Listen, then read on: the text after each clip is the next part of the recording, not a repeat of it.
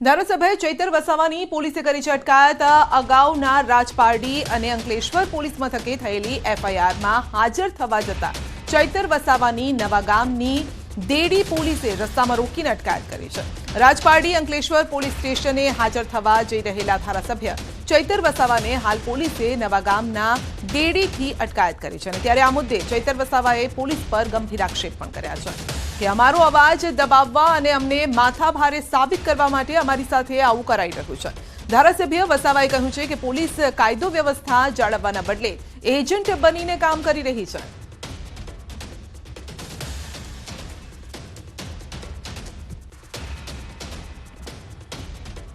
ત્યાં એટલું બધું દારૂ ડ્રગ્સ ઇનલીગલી બધું ચાલે છે, એના પર કેમ કાર્યવાહી કરતા નથી? અમે તો સીસીટીવી ફૂટેજ આપ્યા છે 35 જેવા, એના પર કોઈ કાર્યવાહી નથી।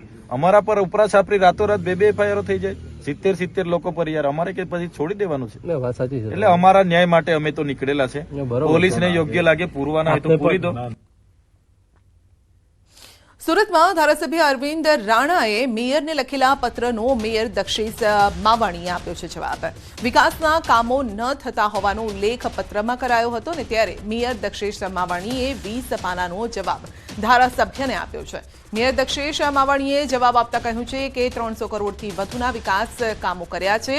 મહત્વનું છે કે અરવિંદ રાણાએ મેયરને પત્ર લખી અને કહ્યું હતું કે સુવિધાના અભાવે અને ખોદકામથી સેન્ટ્રલ ઝોનમાં લોકો હિજરત કરી રહ્યા છે।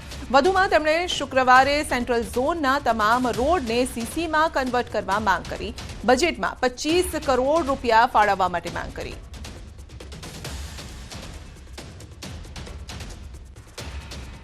વડોદરામાં ચંદન ચોર ટોળકીનો આતંક યથાવત છે। ચંદન ચોરોને નાથવામાં પોલીસ નિષ્ફળ રહી છે તો સરદાર બાગમાં 2 ચંદનના વૃક્ષની ચોરી।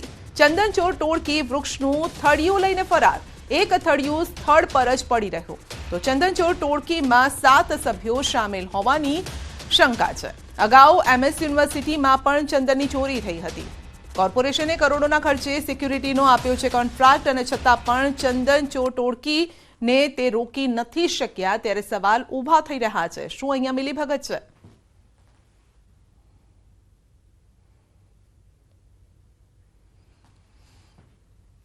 અરવલ્લીના અસાલ જીઆઈડીસીમાં તસ્કરો ત્રાટક્યા છે। કંપનીની ઓફિસમાંથી 1.70 લાખની ચોરીની ઘટના ઘટી છે। સીસીટીવીમાં કેદ થયા છે આ દ્રશ્યો। ભિલોડાની અસાલ જીઆઈડીસીમાં રાત્રિ દરમિયાન ચોરી। સરાફ એગ્રો નામની કંપનીમાં ચોર ત્રાટક્યા છે। પોલીસ પેટ્રોલિંગ વધારવામાં આવી તેવી લોકમાંગ છે। શિયાળાની ઠંડીમાં ચોરીની ઘટનાઓમાં વધારો થયો છે।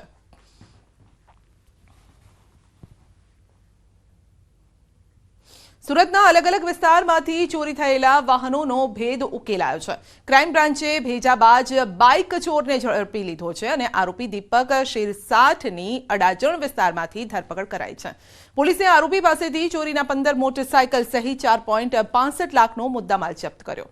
આરોપીએ દક્ષિણ ગુજરાતના અલગ અલગ વિસ્તારોમાંથી ચોરી કરી વાહન ચોરી માટે ડુપ્લિકેટ ચાવીઓ બનાવી હતી અને આ ચોર માત્ર હીરો હોન્ડા કંપનીની મોટરસાયકલની ચોરી કરતો અને ચોરીના વાહનોને અલગ અલગ સ્થળે છુપાવી દેતો, બાદમાં મહારાષ્ટ્રમાં વેચી દેતો હોવાનું પણ સામે આવ્યું છે।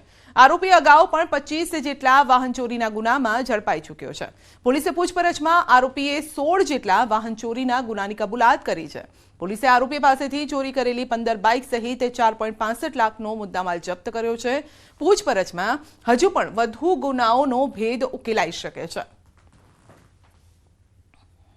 ખાસ આનો ટાર્ગેટ વિસ્તાર જોઈએ તો અઠવા પોલીસ, અઠવા, સિંગણપોર, ઉમરા, ચોક બજાર, પૂણા, આ ઉપરાંત વલસાડ જિલ્લો, સુરત ગ્રામ્ય જિલ્લો, તાપી જિલ્લો, સુરત રેલવે પોલીસની હદમાં વગેરે જગ્યાએથી એને ચોરી કરેલી છે। વાહન ચોરી પોતે ચોરીથી જ પોતાનું જીવન ગુજારે છે અને જે પોતાની લાઈફસ્ટાઈલ છે એના આધારે એ ચોરીમાં વાહનોને ઘર ચલાવવાના 2 બાળકો છે। કોઈ કામ ધંધો કરતો નથી, ચોરી એક જ એનું કામ।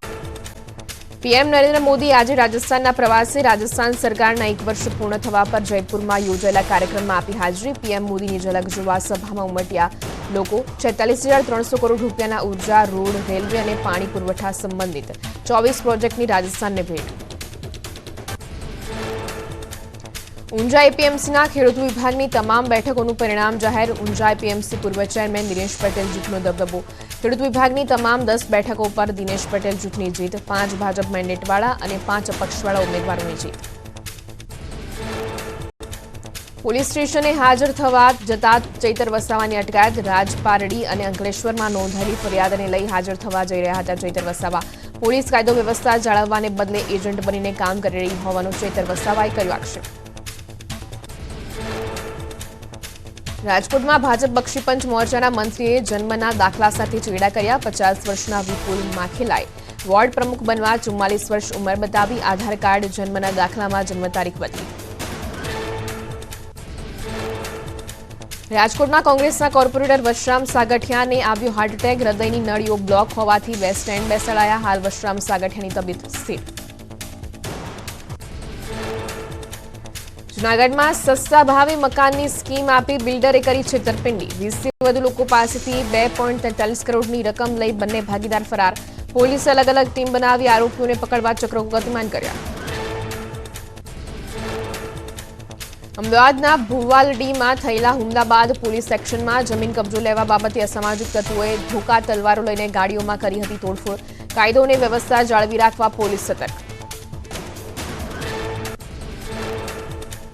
ટ્રાફિક નિયમ ભંગમાં ગુજરાતીઓ પહેલા નંબરે. 1 વર્ષમાં અમદાવાદીઓને 100 કરોડ તો રાજકોટવાસીઓને 70 કરોડનો દંડ. ટ્રાફિક નિયમ ભંગ કરવામાં સુરત 3જા નંબરે અને વડોદરા 4થા નંબરે. બનાસકાંઠાના પાલનપુરમાં પોસ્ટ ઓફિસમાં લાગી લાઇન. કાતિલ ઠંડીમાં આધાર કાર્ડ માટે સવારથી લાઇનમાં ઉભા રહી લોકો થઈ રહ્યા છે પરેશાન. આધાર કાર્ડની બીજી કીટ મૂકવામાં આવે તેવી લોકોની માંગ. અમદાવાદના ખ્યાતિકાંડમાં વધુ એક ગુનો દાખલ. સરકારી અધિકારીઓની સંડોવણી પણ સામે આવી. PMJY સાથે સંકળાયેલા અધિકારીઓ સામે તવાઈ. 6 લોકોની અટકાયત કરાઈ. ક્રાઇમ બ્રાન્ચે ગુનો દાખલ કરી કાર્યવાહી શરૂ કરી. ખ્યાતિકાંડમાં સરકારી અધિકારીઓની સંડોવણી અંગે ખુલાસો. PMJYમાં પાત્રતા નથી ધરાવતા એ લોકોના કાર્ડ બનાવવામાં આવતા. કોઈ દસ્તાવેજ વગર પૈસા આપી કાર્ડ તૈયાર કરાવવાની ચાલતી હતી સ્કીમ. આ રેકેટમાં ખ્યાતિ હોસ્પિટલ પણ સામેલ હતી. દેશભરમાં કૌભાંડ થતું હોવાની આશંકા. જન્મદિવસ પર જાહેરમાં રોલા પાડવા ભાવનગરના યુવકને ભારે પડ્યા. રેમ્બો છરીથી કેક કાપતા યુવકનો વિડીયો થયો હતો વાયરલ. SOGની ટીમે યુવકને ઝડપી પાડીને કાયદાનું ભાન કરાવ્યું. અમદાવાદમાં પ્રિન્સની પાઉંભાજીમાં પથ્થર નીકળ્યા બાદ કરાઈ કાર્યવાહી. MC ફૂડ વિભાગની ટીમે બોપલ સ્થિત પ્રિન્સ પાઉંભાજી રેસ્ટોરન્ટ સીલ કરી.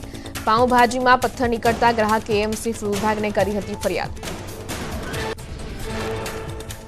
ગીર સોમનાથના લોઢવા ગામમાં સિંહ બાળ કૂવામાં ખાબક્યું. વન વિભાગે કૂવામાંથી સિંહ બાળનું રેસ્ક્યુ કર્યું. સામાન્ય ઈજાઓ થતા સિંહ બાળને સારવાર માટે અમરપુરા એનિમલ કેર સેન્ટર લઈ જવાયું.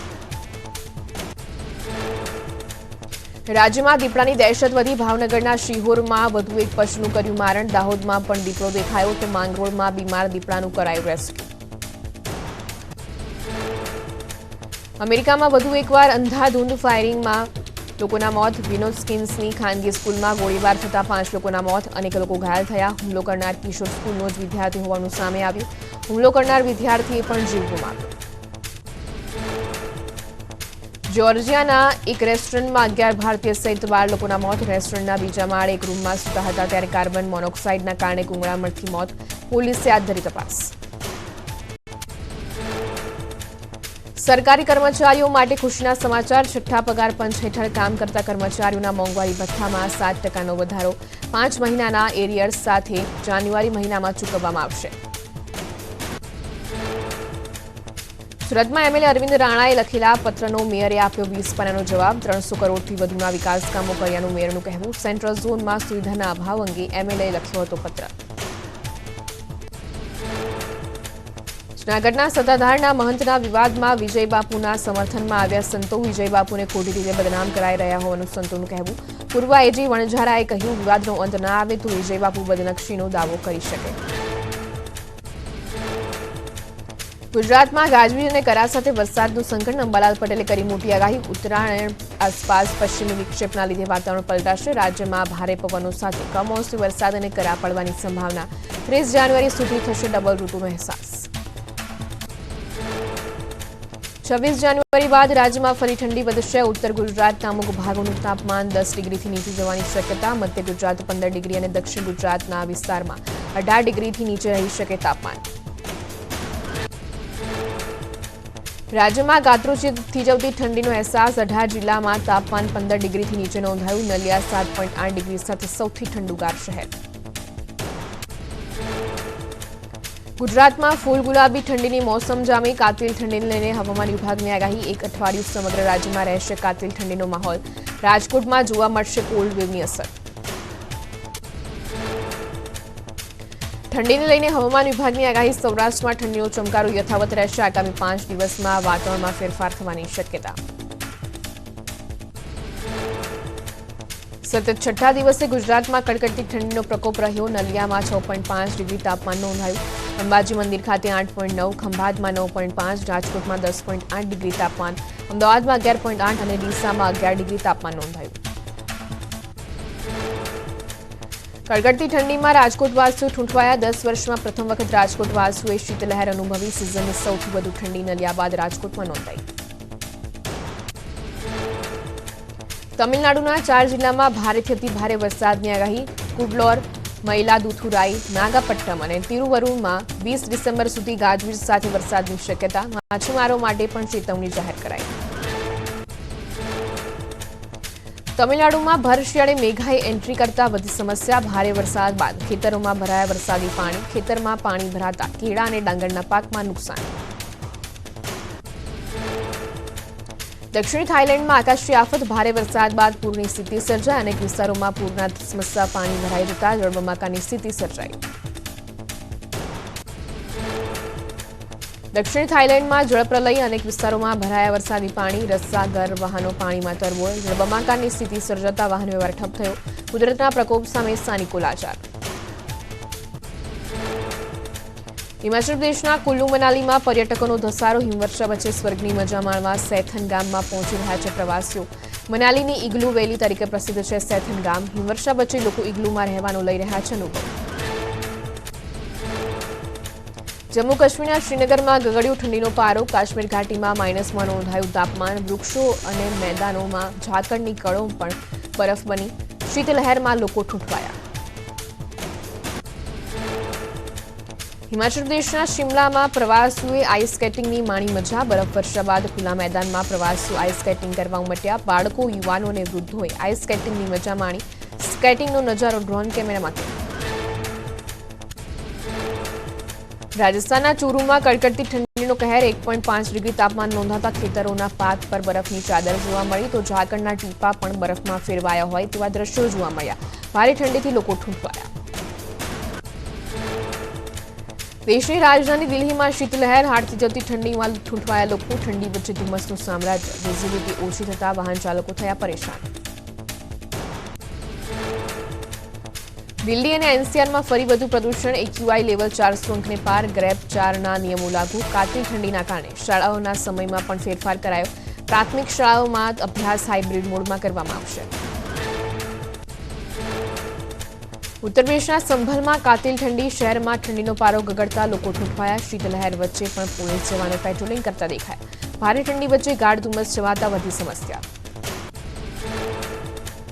ઠંડીએ બતાવ્યું આક્રમક સ્વરૂપ. પંજાબ, હરિયાણાથી લઈને ઓડિશા સુધી હાડથી જતી ઠંડીનો કહેર. ઓડિશાના મયુરભંજ જિલ્લાના રામતીર્થમાં લઘુત્તમ તાપમાન -10 ડિગ્રી નોંધાયું. ઉત્તર પશ્ચિમ ભારતમાં 5 દિવસ અને મધ્ય ભારતમાં 3 દિવસ કાતિલ ઠંડીની આગાહી. માઉન્ટ આબુમાં ઠંડીનો કહેર. તાપમાન ફરી 2 ડિગ્રી ગગડતા લોકો ઠૂંઠવાયા. અરવલ્લીના સર્વોચ્ચ ગુરુ શિખરમાં ઠંડા પવનો ફૂંકાયા. મેદાની વિસ્તારોમાં બરફની ચાદર છવાઈ. ઠંડીની મજા માણવા આબુમાં પ્રવાસીઓ ઉમટી પડ્યા. જમ્મુ કાશ્મીરના કોલ્ડ વેવની અસર. ડલ લેક પર ધુમ્મસ ભર્યું વાતાવરણ જોવા મળ્યું. તો યાયાવર પક્ષીઓનો પણ ડલ લેકમાં જમાવડો જોવા મળ્યો. સતત ગગડી રહેલા તાપમાનના લીધે જનજીવન પર અસર થઈ.